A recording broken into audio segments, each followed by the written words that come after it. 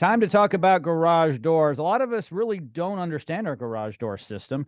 We press the button in our car or inside the garage to open and close it. It's often used as the front door of our home. I've asked a garage door expert, Adam Greer from Lift Garage Doors and More, to join me here on the program today to talk about your garage door. Adam, how are you? I'm doing fantastic, living the dream, as you like to say. Thanks for having me Yes. again.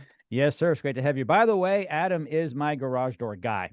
He's my garage door expert, not just here on the program, but he actually, comes out to my place to repair, maintain, and replace doors, which actually had to happen at one point because my doors got old and we just couldn't patch them together anymore. But Adam did a great job originally keeping them going as long as he could. And I said, let's just put it to death and start over. And we've got these great new garage doors. The reason why I want to have you on the program today is to talk about something that people may not even know they have. And that's that rubber seal at the bottom of the garage door. Is that an important component of the garage door system? Yes, it's a question I get asked all the time as well.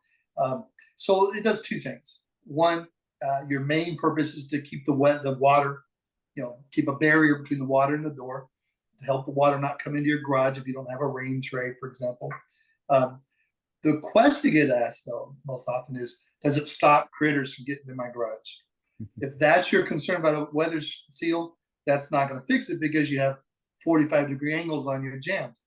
There is answers to that, solutions, and we do that, putting foam in there and stuff like that to help with that. But a garage door seal does get dry over time, and you want it to stay rubbery and flexible. So it should be replaced on a pretty maybe 4 or 5 years. You start looking at it, is it getting hardened? Are critters chewing through it? Things like that. I know that home inspectors will flag it as a safety issue if it's missing chunks. I can't really answer to why that gets flagged as a safety issue, because again, critters are getting in through the other parts of the door, so it's not keeping snakes out of your garage. But that is a concern people have. I get the snakes that are coming in. Come put a seal on. It's not going to solve that by itself. We need other things. I like having a new seal on my garage door because it looks good. It does.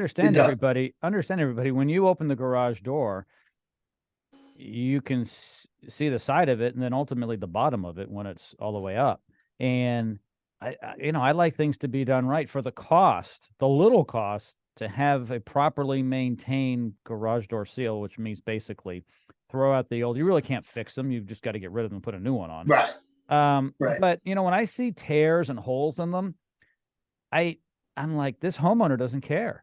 And so if you're selling your home, call Adam, have his team come out and look at the garage door system, of course. Get that also, because you don't want the garage door or the inspector to find something wrong with the garage door at all. Okay. So, and there's no excuse for that, especially the seal, to have that show up on an inspection report, because you're going to have to get it fixed, because the buyer's going to say, especially today, the buyer's going to say, before you move forward, you need to replace that. Why not get it done ahead of time? It's not that expensive.